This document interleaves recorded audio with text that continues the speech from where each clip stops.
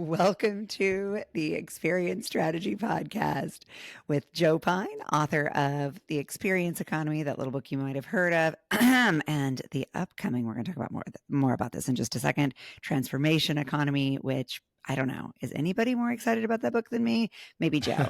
But, I'm team transformation here.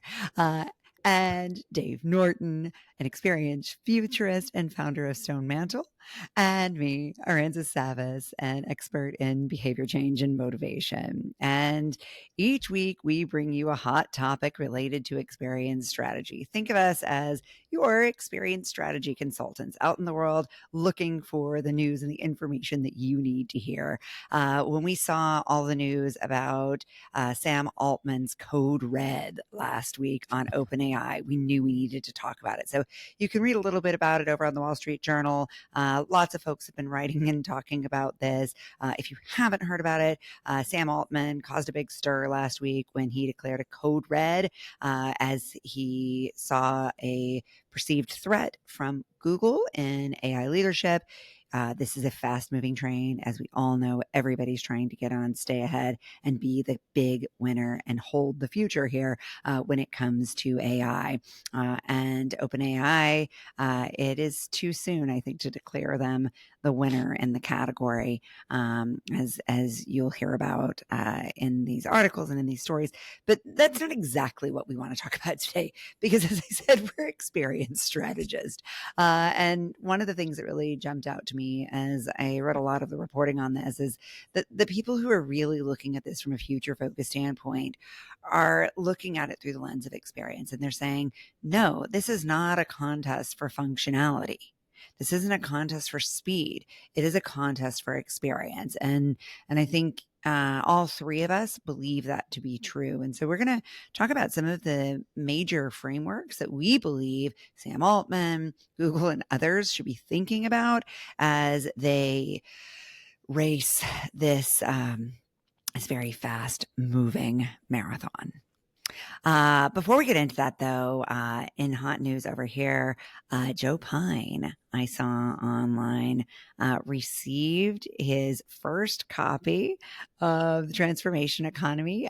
He posted a great video over on his Substack. If you're watching this on YouTube, you can hear Joe drop his copy of the book. You can see it too on the YouTube. mic. I dropped it right on the mic. And we are never without drama here. Yes. We're going to change the name to the Dramatic Experience Strategy Podcast. But it was really exciting to see it all in print. How are you feeling today, Joe? I was very excited. Not only that, earlier today, I went in the studio and they asked me to record. I would have loved to record the entire audiobook. I don't have time, but I would have loved to record the entire audiobook. But I recorded the preparation at the beginning, the reflection at the end, and a little postscript that I wrote just for those who get the audiobook. So if you're out there, you're planning on listening to it in the audiobook, be sure to get to the very end, or I've got something just for you. So that was very exciting to do, actually. That is super exciting. And honestly, it's one of the things I'm most excited about with writing a book is actually reading the audiobook. Is that nerdy? It's going to be tough to read the audiobook. But, no, the thing I'm most excited, though, about your book, Joe, is, in fact, the way that you encapsulate the book and demonstrate transformation in the format of the book itself. I just think that's so smart. I think it's so powerful for the reader. And I just think it's a really meaningful choice. Thank you. It sort of follows on what Jim Gilmore and I did with the Experience Economy, is because of the topic, particularly that work is theater, right there in the subtitle, work is theater and every business is stage, is we did the same similar thing with it, where we didn't have a preface, we had a preview, we had an intermission in the middle, and we didn't have an afterword, we had an encore. So it was, so following on in that, that's sort of what gave me the idea of, I love that you use the term I use in the book, Rances, which is encapsulation, right? That you want to turn any experience into a transformative one, then you need to encapsulate it. And it's what I've decided is like the number one framework in the entire book. If you're an experienced stager and how to go about doing it, which is having a preparation, like I wrote beforehand, a reflection afterward, and then integration on an ongoing basis. I agree completely. I'm actually hosting a retreat next weekend, so I'll report back on it soon. But I've done something I think pretty radical on it by bringing the entire group of participants through an 8-week journey of preparation and intention setting in a really guided, powerful way that will culminate in the experience where I'm actively synthesizing their 8 weeks worth of input and presenting that to them in a highly personalized way at the experience. And then really fully encapsulating after the experience with regular quarterly check-ins. And it's something I touched on in the first retreat we did last year, and it was so powerful. And I will say, from an economic perspective, we had 100% return rate from our first retreat. My goal was like, can this not be hard to recruit for this thing? Because let's all face it, nobody likes the recruit part of any journey, any process. And they all came back. And I really think it was because of that encapsulation. So big fan, big believer. All right. Joe said, hey, let's do this in 18 minutes. He didn't know that I wanted to spend 18 minutes talking about his book and my retreat. But here we go. Let's talk about Google, Sam Altman, AI, and experience strategy. Dave, which framework first comes to mind for you as a futurist that you believe these guys should be thinking about right now in this race? I think that the number one framework that I'm thinking about that's running through my head on a regular basis is one that Joe and I built. Man, it's almost 10 years, Joe. It was, it was with the client we had in the entertainment industry in Burbank. 2014, 2015 time period. So, and it's written up in Harvard Business Review. It's called Stupid, Dumb, Smart, Genius. Now, Harvard didn't allow us to say stupid and dumb, but it's the idea. But if you put the article in the show notes, and so when you go to the article, you see what they did to avoid the word stupid and dumb. But with stupid and dumb, it sings stupid, dumb, smart, genius. What a progression! Yeah, it's a great progression. And what it does is it kind of outlines how people's expectations change as we add more and more intelligence to technologies. That's really what the framework is designed to do. And of course, we're living through that right now. We anticipated that with this framework, but we're living through it right now. People's expectations for what AI will do for them it's astounding. It would not, 5 years ago, no one would have thought what they're expecting today. So some of the things that we talked about that a genius solution should be able to do, AI is already doing. Like one of the things that we talked about for genius solutions is should be able to get hundreds and hundreds of jobs done, orders of magnitude of jobs done. Well, every single platform out there can do hundreds and hundreds of jobs. And so it's only going to increase, it's only going to increase. Yeah. And so I think that some of that is now being seen as kind of smart and not necessarily genius. So the consumer is kind of moving the goalposts. Genius is a moving target. Yeah. And kind of expecting a lot more. So let's just kind of talk through this for a quick moment. There are solutions out there, believe it or not, that are dumb. And that's not a bad thing. They are just simply solutions that don't have any data associated with them. The clothes that I'm wearing right now are dumb clothes. They don't have any data associated. I've been meaning to talk to you about that. Dave's dumb. We're not using the term dumb as a pejorative. We're just saying there's things that are not intelligent. And they don't have data and they don't understand context, right? That's the basic thing. Okay, we're going to talk about most all of the tools we use during our day. That is true. Were those shirts in the 80s that changed color, hypercolor? Were those smart? like Dave's Aura Wing only. Aura Ring. Yeah. Okay, so that's what dumb is. Stupid is a pejorative. Even worse. Stupid is a pejorative. It's when there is actually data associated with something, but you use it wrong. Today, we might use the euphemism hallucination to describe stupid things. But the fact of the matter is that AI has become known for hallucinations, delivering stupid outputs, Right. and it has to overcome that. That's one of the key things I think that Sam Altman is concerned about, is that it's not predictably correct all of the time, and it causes you to lose trust in the output that even is correct, right? Because you don't know what to trust. And it's not just hallucinations. The fact that every AI, they're putting some degree of guardrails around it. And you remember the famous, I think it was the Googles that that you asked it to predict, to look at, show an image of George Washington in the Revolutionary War, and George Washington was black instead of white. Yeah, do everything you can, right, to promote that, supposed anti-bias. I mean, yeah.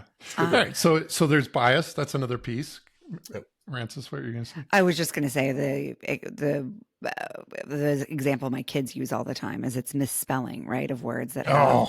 So bad when it creates an image and it always misspells. So I can't remember too. There's some word with 3 A's in it, and if you ask it to spell it, it's like alphabet or something. It'll always misspell it. Did you see the Coca-Cola Christmas ad this year done by AI?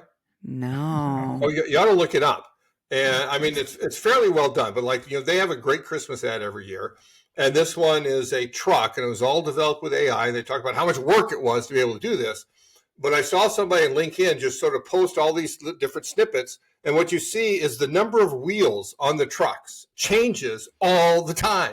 Like every 2 or 3 seconds, it's an 8-wheeler, then it's a 12-wheeler, then it's got this extra wheel over here. And it's just unbelievable that it just can't even get that simple thing right. Like make the truck the same in every image. How hard can that be? It's stupid. Right. It's stupid. Yeah. And it doesn't even know itself, which I find so frustrating. Didn't realize it. Right.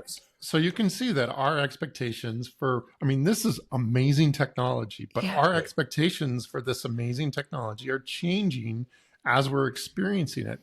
So let's talk about smart for a second here. Smart is where it's a solution where there's data that's being collected and it's used to accomplish a limited set of jobs. And we know what those limited sets of jobs are. And it progressively gets better, so you can get smarter and smarter over time. But the way that it gets smarter is basically it understands certain aspects of context. Okay, this is something that we've been talking about for decades. Companies need to pay attention to context, and now they can. They can pay a lot more attention with a smart solution. Where it gets its information about context comes from modes. If it's in a particular mode, you tell it to be in a particular mode, then it can make decisions based on the mode that it's in. That's the mode that it's in, or the mode that the customer is in, tells the context. Right, I was going to say in response to what mode the customer's in, right? Because it wants it to be able to respond to its mode. So if companies want to take technology that's not at the level of OpenAI or something along that line, and they want to make it smarter, an easy way to do it is to identify the modes that the customer gets into and support those. And then you've got contextual data, you can support them. A genius solution, as we established it early on, was one where it was able to do what we call digital context. It was able to capture data from lots of other smart technologies that are out there, the environment, the exhaust, all of those things, and make sense of them, and therefore anticipate what the customer was going to want based on the context and get lots and lots of jobs done. Now that's the space that AI has been playing in, and it's fantastic. And I think what's interesting is that this model that we developed 10 years ago is playing out exactly as we said it was going to play out, which is that the companies that don't know how to get their AI to actually understand contextual cues are the ones that are failing at some very basic things, like how many wheels does a truck have?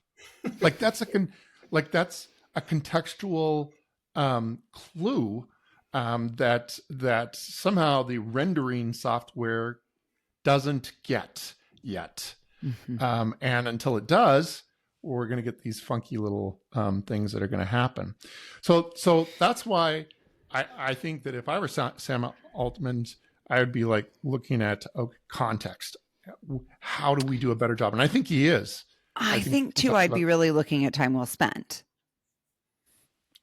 because What we're frustrated here is when it is not time well spent. correct. We are looking for hyper efficient genius, and it Oh my actually gosh. slows us down with its inaccuracies and needing to validate and verify and not being sure what it's actually good at. Like I always think, like, when we talk about professional athletes, right? And we're so impressed by this baseball player who throws these pitches correctly like 3 out of 10 times. And I'm like, shouldn't you be better at that? Like, why are the odds so low? I wouldn't put up with my postal worker only delivering the correct mail 3 out of 10 times. And so I do think, like, our standards of excellence are really high, and for technology especially, when you don't have the human empathy of, oh, that's a human and mistakes happen and there's lots of variability. This is technology. Yeah, we expect it to work. It should be I really totally agree good with at you. its job, and it's not always good at its job because its job is huge. It's trying to be genius, but because it slows us down, it feels stupid. Yeah, it does feel stupid, and I'll tell you the perfect example of that. The last 24 hours, I've been doing some fairly complex analytical work on some qualitative data that we've collected for a client, and I spent most of my time just doing responses to ChatGPT. I mean, I was just like, give me a break. Yes, option, option A, and every time there was like this little excuse. I can't really do this yet because it's too much data. And I'm like, oh my gosh. Right. And Claude gave me a much better experience. Interesting. So, Yeah. I mean, I think more and more we're seeing people create these highly specialized versions of AI. And I think that'll be interesting, to your point, to see if those become more contextually relevant and accurate. I'm blanking on what's the name of the guy who created the concept of OKRs. I Anyway, I was talking to a friend today who was talking about using that all of his data and work has been added into ChatGPT. And so she literally spent like 8 hours workshopping with him her OKRs to optimize them. And I mean, I think more and more we're going to see that type of usage where it feels like, okay, I'm collaborating with a specialist. Yep. But right now it feels like we're receiving untrustworthy information from a generalist. Yeah. To your point, Dave, about having to spend so much time in responding to its queries, right? About when you're trying to get data out of it. One thing you did mention, I always think of is in our framework on stupid, dumb, smart, genius. The biggest difference between genius and smart is smart responds. You're responding to it, so that moves it back down into the get in the way, stupid category, instead of it responding to you. And genius anticipates, right? It because of those contexts and knows what happens in the past. It's got this longitudinal view of you. It allows you to it allows it to anticipate what you're going to want, and we're nowhere near that yet. And that's one of the key things that I think they really need to spend their time on. Well, so let's talk a little bit about that for a second. So, what I'm really interested in right now is how vastly different the experience with OpenAI's ChatGPT is from Claude, from Gemini. And I know OpenAI is very concerned about Gemini right now, but it's fascinating how different Anthropic is. Each one of these outputs is. I read somewhere that they're talking about a merger between OpenAI and Anthropic, which so open Claude. Open Claude. I mean, That's they it's do like have Alexa, different open Claude. strengths. They really do. They really do have different strengths, and it's like when I think about Claude, I think like deep functional core capabilities that it does. I mean, you can go really, really deep, but ChatGPT, it's more about this big ecosystem that they have. And then Gemini is, it's very different. It's supposed to be making your experience with search and with Google Docs and with all of the other technology that's in their ecosystem better. I've had a very hit or miss experience with Gemini. I think it does a great job with search. Exactly. Sometimes it's just search. Yeah. Summarizing search. Search. To me, I'll tell you what it is. It's contextual. Right. Okay. Gemini. But Gemini's contextual. I'm able to Google use knows it much more about you than the others do. It does, but Right. it's like That's I don't different. see that that's serving it in its results.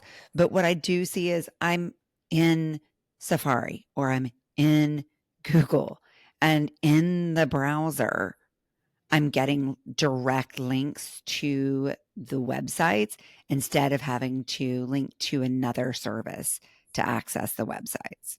So to me, there's just a convenience. And that's all it is. That's the only benefit is contextual efficiency.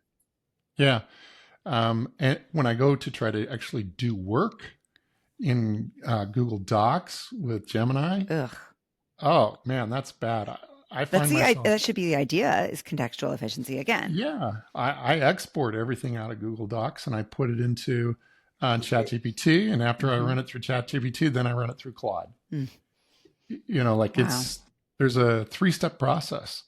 So there's an opportunity here for someone who wants to create the true genius platform. And that is a front end to all of the AIs that knows which one is best at which one it does and gets to know you personally, has a relationship with you to be able to run all this and keep that longitudinal view, develop that learning relationship with you that grows and deepens over time and goes to the best spot for you to be able to find the right answer for what you're doing. That's great. The one thing Sam Altman talked about that I was really excited about is creating a true personal assistant platform. But he put it on hold. I know. He put it on hold. They'll catch up. He's moving so fast. It could be back on the roadmap next week. A week in AI world is a year in everyone else's world, maybe a decade. But I feel like there's so many of us who that's what we were sold that it was going to be in, the Jetsons.